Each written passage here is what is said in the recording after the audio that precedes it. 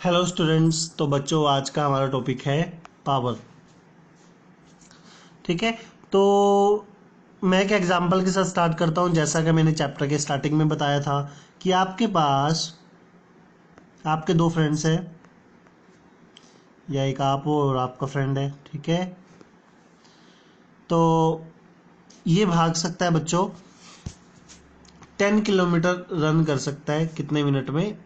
Let us suppose it is half an hour, यानी 30 minutes में। ठीक है, लेकिन ये जो पर्सन है वो 10 किलोमीटर दौड़ सकता है कितने में, 25 मिनट्स में। तो मुझे बताओ, वर्क तो दोनों सेम सेम कर रहे हैं। मान लो सेम वजन है लगभग दोनों का, वर्क तो दोनों का सेम है, लेकिन टाइम कौन ज्यादा ले रहा है, ऊपर वाला।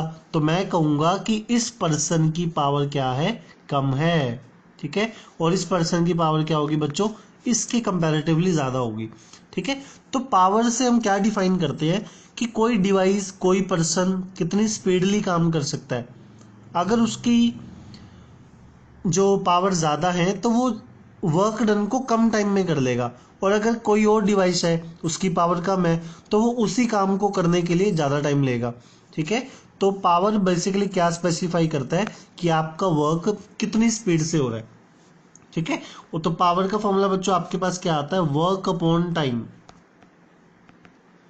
हम यहाँ देख सकते हैं पावर दो चीज़ों पे डिपेंड करती है। अगर ज़्यादा काम करोगे सेम टाइम में तो ज़्यादा पावर, उसी काम को कम टाइम में कर लोगे तो और भी ज़्यादा power.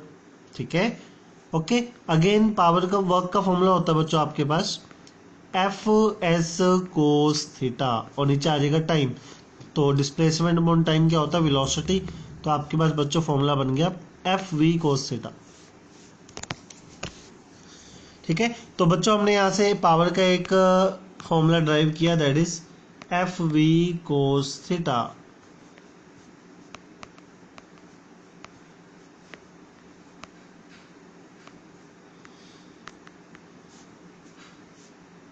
Okay, so very easy to understand. मैं बच्चों आपको एक एग्जांपल देता हूँ, ठीक है, ध्यान से देखना। आपकी एक कार है, आपके पास एक कार है। ठीक है, ये कार जो मान लो चल रही है 10 मीटर पर सेकेंड की स्पीड से। थोड़ी स्पीड ज़्यादा मान लेते हैं, ये मान लेते हैं बच्चों हम 25 मीटर पर सेकेंड। 25 मीटर पर सेकेंड मैं आपको बता दूं कितना होता है। 25 होता है बच्चों 90 किलोमीटर पर आवर। ये हमने इसको किलोमीटर पर आवर में कन्वर्ट किया, क्योंकि किलोमीटर पर आवर को हम ज़्यादा समझते हैं। ठीक है, जो हमारे स्पीडोमीटर्स होते हैं वो हमें किलोमीटर पर आवर में दिखाते हैं।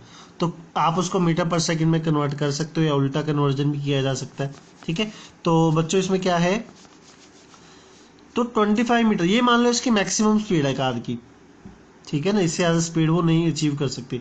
अब सपोज करो ये कार जब यहाँ पर चढ़ेगी ऊपर की तरफ, तो क्या होगा, क्या इसकी स्पीड 25 रहेगी, बिल्कुल भी नहीं। क्योंकि यहाँ पर पावर कांस्टेंट है, इंजन की पावर तो कांस्टेंट है, वो उसको मैक्सिमम स्पीड पे चला रहा है जैसा कि हम मान रहे हैं।